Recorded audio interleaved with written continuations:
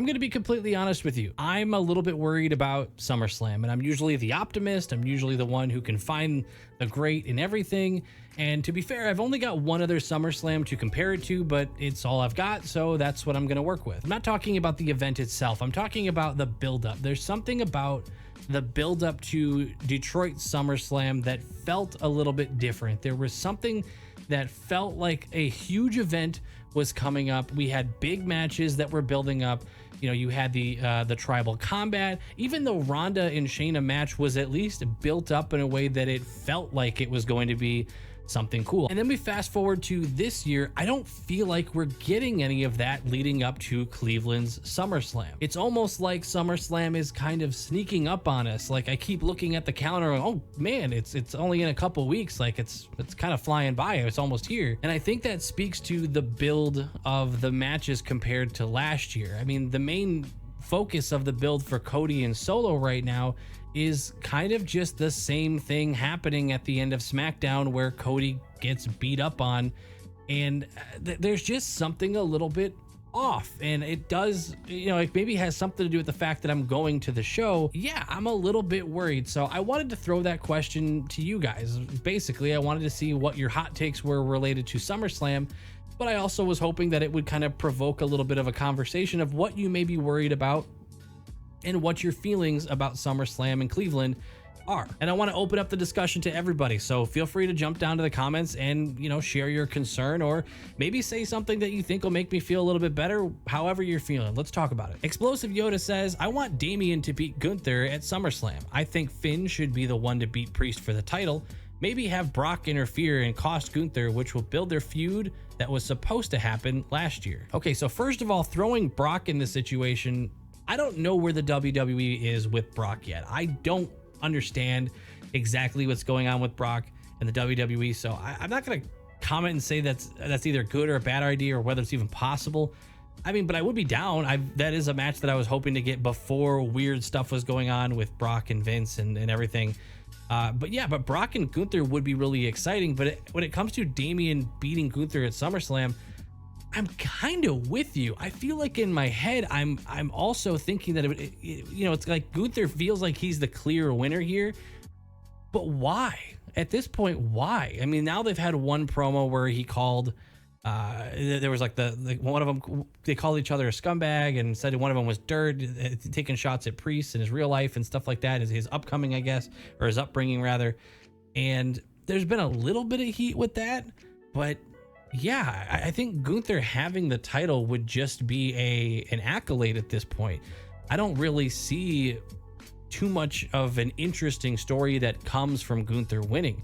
As much as him winning King of the Ring made me think, oh, here's his time, he's finally going to get in the main event scene, it doesn't really excite me the way that I thought it would. So I'm kind of with you. I want Damian to kind of win this, and seeing something happen between Damian and Finn would be interesting. So your hot take kind of just made me realize that's actually how I feel, because I feel like Gunther winning was just the default in my brain leading up to SummerSlam. David Brown says, Liv Morgan needs to win and keep the story with the Judgment Day alive. To this point, her and Dom's story have been the biggest thing on WWE TV in the last 2 months. While Roman returning will make it the Bloodline again, Raw needs to continue her story, and Rhea winning ends it. I feel like I almost feel exactly about this as I did on the last submission. It feels like Rhea is my default should win this match, will win this match. But I agree that Rhea winning this does kind of immediately put a halt on a pretty more than decently developed storyline with Liv, Dom, her dynamic with the Judgment Day, and Rhea. So I don't know exactly how, because right now Liv Morgan to me doesn't feel like someone that I could believe would take down Rhea cleanly, which fine. Liv is the heel in the situation, so yeah, she could win and through other means, but the question is, how would that be? But yeah, it would feel weird to see Rhea lose at SummerSlam to someone like Liv Morgan, but I think I'm with you. For the sake of the story, I think Rhea getting her title back does just kind of end what they're doing with Liv, and I think Liv is doing a pretty damn good job with the character and the storyline that they've given her. And to Dom's credit, who I don't think is very good at acting or promos in general, I think he's actually done a pretty good job in this. And I would hate to see this just kind of, go back to business as usual, where Rhea is the champion and, she just tries to rebuild Judgment Day. I think there's a little bit more interesting work that can be done here. I don't want to say I'm rooting against Rhea here. I'm just saying I think I'm open-minded to the idea of Liv finding a way. By the way, if you didn't know, I do have a Patreon. There's free content on there as well as paid content. So I highly encourage, just go check out the free stuff. And if you want, you can always jump into the paid version if you like. But back to the video. AGT says, not necessarily SummerSlam related, but it might as well be. There are way too many interferences lately. 60 to 80% of matches have interference finishes, and at times it's good to progress a story, but it's getting repetitive. No heels besides Gunther can win clean without interference. I'll be honest, I think you're right. It does feel like it's becoming a lot. The interference, it feels like it's the only way they can think of to advance some of these storylines, is have a match go. Sometimes it's a pretty good looking match, but it seems like even with a good looking match, they don't want to let a lot of these heels win cleanly. And I'm not 100% sure I understand it. This is how I felt about Roman for quite some time. I really thought leading up to WrestleMania 40, it would have been really cool to have Roman get some clean wins under his belt to make him look like the badass that the WWE wants to sell him as. Yeah, I mean, I know it's not necessarily directly related to SummerSlam, but like you said, it might as well be. I think you're going to get some interference related finishes, instead of letting someone like Liv beat Rhea and try to build her up as someone who could compete with Rhea. Yeah, I think they're going to take the easy way. And if Liv is going to win, it's going to be through some weird shenanigans of someone coming to help. Who knows? Maybe Dom, but I don't think so. I've heard some people say Dom helping Liv. I'm not buying out of that yet, but AGT, I am with you. It's become a lot. John says, I want Gunther to win, like he said, put some prestige on the belt. Seth Rollins' gimmick made the belt unserious. Damian's put in effort to make it serious recently. The return for Roman Reigns is all set and laid out. I feel everyone's waiting for just how are they going to do this. I will say hot take, because I really disagree. I think saying that Seth Rollins' gimmick made the belt unserious, I feel like Seth Rollins has been my favorite title holder since I've started watching, with how often he was defending it in some pretty grueling matches, including the one with Shinsuke. Wasn't that the last man standing? But I mean, I don't really even feel like I need to do this fight for Seth. I can just point you toward Seth Rollins' sales pitch to Cody Rhodes leading up to WrestleMania. He made that the workhorse belt. That was the Dusty Rhodes belt. I was somebody who, as much as it didn't convert me, I really still, even after that promo, wanted Cody to go after Roman, because I really wanted to see him take down Roman. I believed what Seth Rollins said. I feel like he absolutely elevated that title to a new level. And personally, I don't think Damian has met that level. So I feel the complete opposite. I feel like Seth Rollins elevated that heavyweight championship, and Damian, I don't feel like has met that previous expectation that Seth had set. Rico says, for the second biggest PLE of the year, there aren't enough compelling stories going into it. To me, the only interesting ones are Punk and Drew, Liv and Rhea. The Bloodline stuff is getting very stale. I really hate that this feels accurate. I mean, I've seen a lot of takes like this. I've seen a lot of tweets like this. I've seen a lot of videos that kind of push this kind of narrative, and I'm normally the one to fight against it, but I don't feel like I have the ammo to do so. As much as I am excited because I'm going to the event, there is a little part of me that is thinking, like I said at the beginning of the video, it just doesn't, I don't feel as excited for this one. I don't feel that story right now. And granted, they have a couple weeks to do some serious promos. They have a couple weeks to try to, heat this up a little bit. But yeah, I mean, I'm all for the Punk and Drew situation. I feel like that would be very hot. Liv and Rhea does kind of feel for me out of just, I don't want to say out of nowhere, but it feels very quick with Rhea just coming back. And now suddenly it's a SummerSlam match. I don't feel it yet. There's just, I don't know what it is. Maybe we haven't gotten enough Rhea and Liv face to face, a little bit of direct heat instead of just the knowledge that we have of what's been going on while Rhea was gone. And the Bloodline stuff getting stale, yeah, a little bit. It just, listen, I do enjoy what they're doing with Solo and his Bloodline. I do like this kind of mafia style, this the way they're all throwing the ones up like this, or like instead of like the full, there are little touches that I'm seeing that does make it feel different. And I think Jacob Fatu makes the new bloodline feel very deadly. And even Tama Tonga and Solo, I feel like, have added something that it gives this new bloodline some personality, but I'm just not feeling the Solo versus Cody situation right now. And I'm really hoping that Cody or someone can do something to make this a little more interesting going into SummerSlam. It really does kind of suck. This feels like it really depends on a return at SummerSlam to keep that story specifically interesting. FYH says Solo shouldn't have been Cody's opponent. You can see how the talk online is more about Roman returning than the match itself. That isn't a good thing when it's the main event of the second biggest show of the year, when the most anticipated part isn't even the main event itself. I'm gonna be honest, this video is starting to bum me out, because yes, this is true. Like, if you really think about it, this is becoming more about, is Roman returning? No one's really wondering, is Solo gonna win? Will Cody defend? It's really a question of, is Jimmy coming back? Is Roman coming back? Will The Rock come back? Everybody is wondering who on the outside is going to come and make this interesting. And this sucks, because I hate talking like this. This is not, especially if you're not new here, you know, this is not how I usually look at these kinds of things. I'm kind of falling out of love with this Cody still, you know, going against the bloodline here. I think I was enjoying Cody versus AJ Styles more than this. I was enjoying those matches, and I kind of wish it was going for a third match at this point, because Cody versus Solo just doesn't bring me any sort of excitement right now. And Solo just doesn't feel like that huge draw of a main event. I'm not even 100% sure. Have they announced that Cody versus Solo is the main event? Because if it's not the main event, you can kiss any chance of Roman coming back goodbye. There's just no shot, right?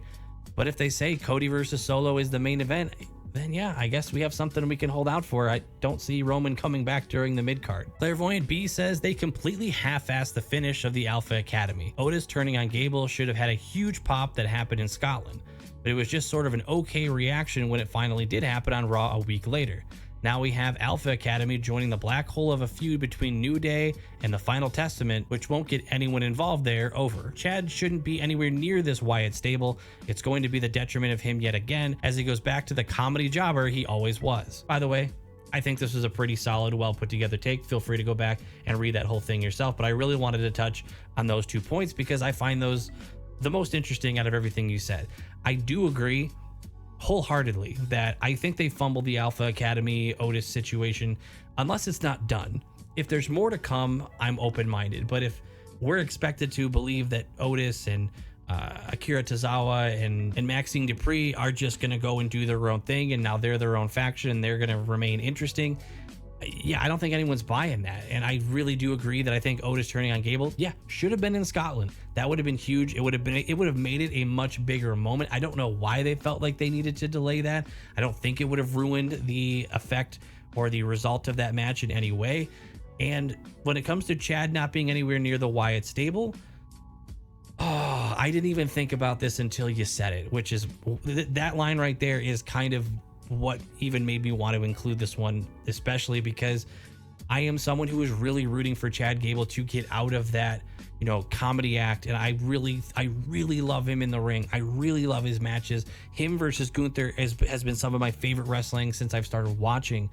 And seeing him going into this, I don't know if I agree with the last sentence. I don't know if this is going to result in him being the comedy jobber that he is. I do believe this does have a chance to build him and the Creed brothers up into a heel faction and give them some sort of credibility.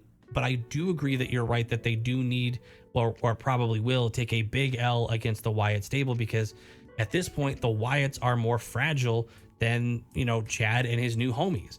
The Wyatts can't lose this first thing. It'll completely ruin everything that happened. I think Chad and the Creed brothers can handle losing to something as scary as the Wyatt Six. I don't think he's in that much danger, because it's not like the Wyatt Six is just some throwaway at this point. It's been something they've been building up for so many months, and they've built up to be this terrifying force. I think they can handle that loss and still come out as a solid heel faction. They just need to not blow it. I feel like you can't just have them get destroyed like the jobber you're saying that you think that they're going to be. So I guess I am fearful of what you're talking about, and I hope you're wrong. I do see a way for them to lose to the Wyatts and continue as a faction that can be taken seriously. Hell, I'd even go so far as to say that this could turn Chad back into his babyface self, go back to his homies in the Alpha Academy, and continue his serious push for a title from there. Almost like his character, in a positive way, learned something and grew from this experience against the Wyatt. Jordan says Drew McIntyre should squash Punk in under 5 minutes. Absolutely not. Hot take though. I'll put it in here because that is a hot take. Jordan, I hope you see this, and I will look for your comment. I would love you to explain why that should happen.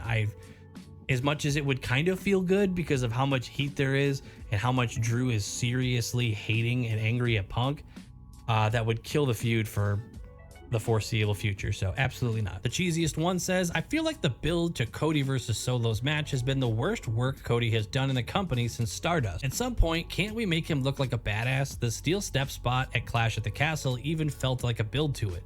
We've been watching Cody get manhandled for 3 weeks straight now. Yeah, I mean, listen, hot take. I'll give you that is a hot take, that it's his worst work since Stardust. I think you're right. I think they have done some weird work with Cody lately. I think Cody getting beaten up like this by the Bloodline, I don't know if they're trying to recreate what we had leading up to WrestleMania with The Rock beating him down, and for some reason that felt like it worked because he was already feeling like the underdog. He was the guy, you know, taking on The Rock, the head of the company, and the longest standing champion, Roman Reigns. It felt like it kind of worked, but now he's your champion. This is the same Cody Rhodes who said that he was now hunting the Bloodline. It feels like they kind of forgot that that's the direction they were trying to make him, the guy that was going after the Bloodline, and the Bloodline needed to look out for him. But now it just seems like they're trying to recreate what they had already done with less believable characters minus Jacob Fatu. I feel like you could have Fatu beat the hell out of Cody consistently, and I wouldn't even question it. At that point, I would just be like, where's Fatu's title shot? I am curious, though, if anybody has an idea, especially cheesiest one, I'll look for you in the comments. Do you have a suggestion for making him look badass? Do you want him... Because I understand there is a fear of having somebody win a 1v2. I've noticed that whenever, even if it's a top star in the company, 9 times out of 10, if they get attacked 2-on-1, it could be Grayson Waller and Austin Theory, and they'll still have the 2 beat the 1 eventually. They might, Cody, if he was fighting 2 of them, might get a few hits in early on, but the second one is going to hit him in the back with a chair at some point, where being outnumbered just overrules all. So I'm curious where you would make that move to make Cody seem more like a badass leading up to SummerSlam. It's for real. Peyton says Deporticus is the one secretly controlling the Bloodline. He's been calling the shots and running the Bloodline. I believe we will see him the Friday before SummerSlam reveal that he is the real tribal chief and attack Solo Sikoa. I have no idea what you're talking about. Acknowledge your tribal chief. Psychopathic says Priest beats Gunther. Everyone in the whole universe thinks Gunther's gonna win. Perfect spot to flip it and drop some jaws. I mean, if you're doing it just for the sake of dropping jaws, I think you're doing it for the wrong reasons. But we did talk about this kind of earlier in the video. I kind of think you're right. I do think the entire world does think Gunther is gonna win. I don't know if flipping the script just to drop jaws is the way to go. But yeah, the more we've talked about this and the more I've looked into this and you know what the opportunities are afterwards, I don't think Gunther winning the title right now provides nearly as much interesting work to be done as Priest remaining the champion. Now, I will say this: if Priest beats Gunther, he needs to win this without a botch. Now, I'm not saying everything was Priest's fault. I'm using the word botch, and I don't even really like that term, but it's the one everybody's using, so it's the one I'm going to use right now. The last 2 times that Priest has actually defended his title, Clash at the Castle, he got stuck in the ropes. Money in the Bank, there was the weird no 3 count, didn't kick out. I don't know who's at fault there. At this point, it doesn't matter. It doesn't matter. It doesn't matter whose fault it is. He is the one in that match twice in a row now. If a third time, if this happens, if he beats Gunther and something else weird happens, man, it's going to be tough to not think that it's Priest behind this, because 3 times becomes a pattern. It's no longer a coincidence at that point. So yeah, I'm hoping at this point, I'm hoping he wins, and I just hope it's a good match without any issues. William says, I think people are putting too much weight on Roman Reigns returning to SummerSlam. If he doesn't come back, it'll cast a shadow over the entire event, especially the main event of Solo versus Cody. I'm going to the event myself. It'll be my first live PLE.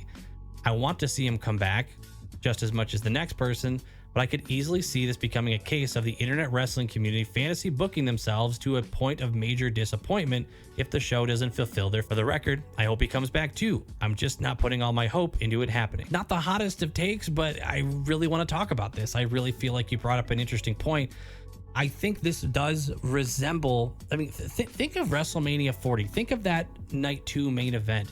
Everybody was so sure that Stone Cold Steve Austin was going to come back. Everybody talked about how excited they were going to be when they heard the glass shatter. And then the bell hit, right? Everybody went nuts when it was Undertaker. But what happened afterwards? I still saw a ton of people find a way to show negative energy and say things like, oh, wow, but imagine if it was Steve Austin, and that would have been even crazier.